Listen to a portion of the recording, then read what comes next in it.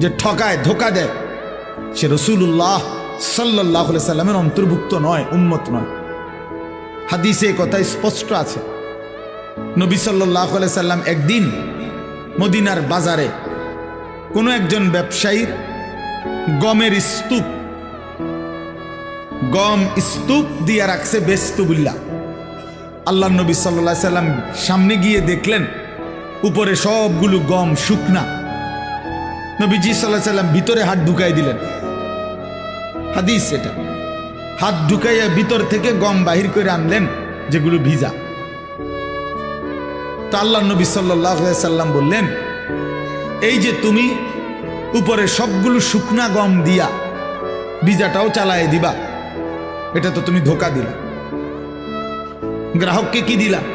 ধোকা দিলা। ভিজা আর শুকনার দাম বরাবর না। তো আল্লাহ নবী সাল্লাল্লাহু আলাইহি ওয়াসাল্লাম স্পষ্ট বলছেন, মান গাশশানা, এই তখন বলছে কথাটা, মান গাশশানা ফালাইসা মিন্না।